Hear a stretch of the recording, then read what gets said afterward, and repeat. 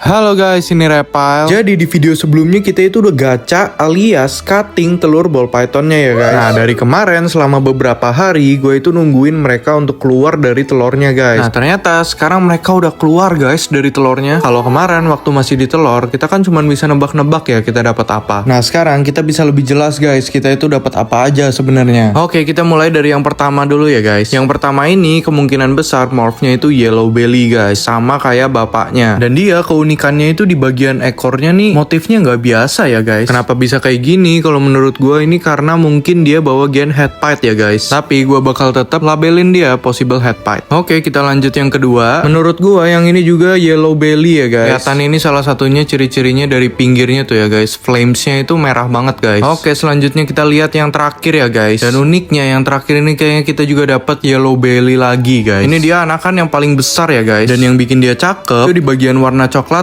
kelihatan lebih merah guys dibandingin yang lain. Dan di video pertama itu gue pernah bilang ya guys, ini telurnya emang beneran gede banget guys. Jadi gue penasaran guys, mereka itu beratnya setelah keluar dari telur itu berapa. Dan yang perlu kalian tahu, rata-rata ball python setelah keluar dari telur itu normalnya beratnya cuma sekitar 50-60 gram guys. Bahkan kalau telurnya kecil itu bisa cuma 30 gram guys. Dan anakan yang ini waktu pertama kali gue ngeliat dia keluar dari telur emang gede banget guys. Jadi kita langsung aja ya guys timbang nih. Dan ternyata 100 gram guys, gila. Dan ini kita coba ke ular kedua ya guys. Dan ternyata 100 gram juga guys. Gila banget ini. Oke, ini ular ketiga yang dari telurnya itu kelihatan paling besar ya guys. Dan ternyata bener guys, dia 102 gram guys. Dan biasanya kalau gede kayak gini itu dipelihara nggak akan rewel guys. Nah ini buat kalian yang penasaran kenapa namanya ball python ya guys tuh. Memang kelakuannya suka jadi bola guys. Makanya dinamainya ball python. No, semuanya jadi bola kan. Oke guys, jadi videonya sampai sini dulu. Jadi sekarang kita tinggal tunggu mereka ganti kulit. Udah gitu makan. Udah gitu udah deh kalian bisa adop. Oke guys, buat yang suka konten kayak gini jangan lupa follow, komen, dan like ya guys. Thank you.